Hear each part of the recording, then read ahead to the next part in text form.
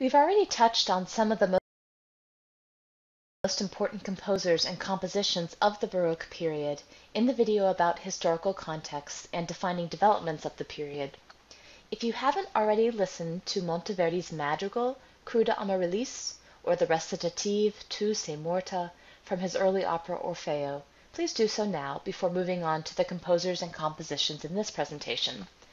You might also search for recordings of music by other 17th century composers, such as Henry Purcell, Elisabeth Jacquet de la Guerre, Heinrich Schütz, and Jean-Baptiste Lully.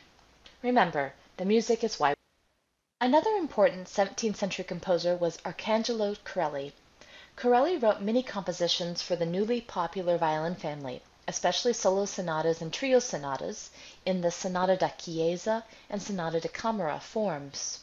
As a virtuoso violinist, he improvised ornamentation for many of his own compositions, seen here in an engraving from the early 18th century. A generation later, Antonio Vivaldi, like Corelli before him, wrote a lot of music for strings, especially solo concertos and concerto grossos. He spent many years as a music teacher at the L'Ospedale della Pietà, a Venetian girls' orphanage, which put on highly acclaimed orchestral concerts every spring for visiting Northern Europeans who were taking the Italian tour. His concertos were almost always in 3 movements, fast, slow, fast, with the opening movement using ritornello form. Recordings of Vivaldi's concertos, such as the Violin Concerto in A minor, Opus 3, No. 6, and the Four Seasons, are widely available. A contemporary of Vivaldi, Johann Sebastian Bach, perhaps the most famous composer of the Baroque period, was the greatest composer of several generations of musicians within his own family. This map from Christoph Wolff's prize-winning biography of Johann Sebastian Bach shows towns in which the composer lived and worked. Bach was born in Eisenach, in the shadow of the Wartburg fortress, the fortress that had hidden the German reformer Martin Luther from imprisonment by the Catholic Church some 150 years earlier. Bach's father was a town musician in this very Lutheran region. Johann Sebastian Bach received an excellent elementary school education, and he received further musical training after his parents died and he was sent to live with his older brother. Inspired by the playing of Buxtehude, Bach became the most acclaimed organist of his day. His later positions also gave him opportunities to compose and lead vocal and instrumental ensembles. Johann Sebastian Bach left posterity with over 1,000 compositions, and scholars are quick to point out that additional music composed by Bach has not survived the scourges of war and time. Although now considered a paragon of the Baroque style, in the 1740s, fellow musician Johann Adolf Scheibe accused Bach of being old-fashioned. He wrote, referring to Bach, that "This great man would be the admiration of whole nations if he had more amenity, if he did not take away the natural elements in his pieces by giving them a turgid and confused style, and if he did not darken their beauty by an excess of art." As we will see in later video presentations, after his death much of Bach's music was forgotten, until it was revived in the early 19th century. Bach's keyboard music includes the Well-Tempered Clavier, numerous preludes and fugues, the Little Organ Book, and the Art of the Fugue. He played and composed for the organs seen on this slide. Bach wrote most of his church music while in Leipzig, where he rotated service at the St. Nicholas Church and the St. Thomas Church every other Sunday.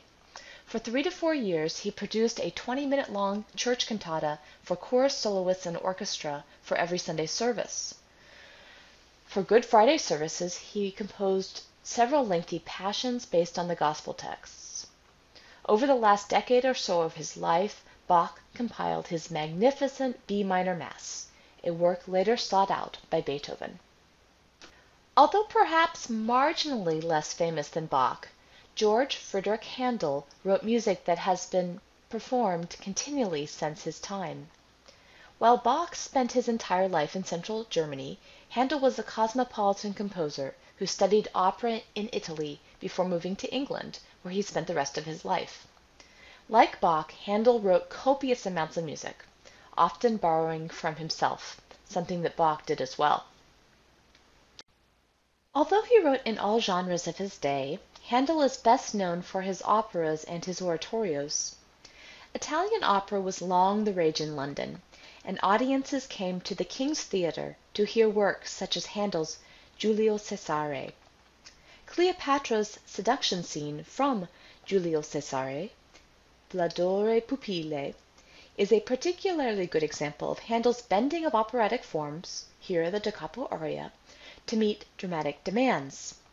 By the 18th century, operas consisted largely of recitative aria pairs. The dramatic situation was narrated and explained in the recitatives, and in the arias the characters sang of their emotions. The ABA form of the da capo aria gave singers the opportunity to wow their audiences with virtuosic ornamentation on the repeat of the A section. In Bladoro pupille, Handel inserts a moment of recitative before the da capo, integrating Caesar's response to Cleopatra's song with her song itself. The Brits loved the power and virtuosity of Italian castrati, who, although lacking certain features of male anatomy, in other regards tended to be rather large men. This is dramatized by the caricature on the left. Loved by the public, the castrati and the female divas demanded high-end salaries, and often a say in casting choices. Opera companies competed over singers and audiences and struggled to stay afloat. This, as well as the popular ballad opera, The Beggar's Opera, a scene from The Beggar's Opera is depicted to the right, led to the demise of Italian opera in London. A smart businessman, Handel turned to writing English oratorios, and the public responded enthusiastically. The choruses from his oratorios proved particularly attractive for audiences and amateur singers alike. Hallelujah from Messiah is exemplary in its alternation of homophony and simple polyphonic imitation. Handel kept the fugal sections interesting and within the capabilities of his singers.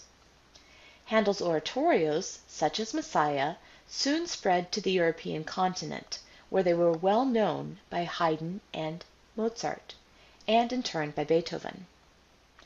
It is to the music and lives of these three composers that we will now turn.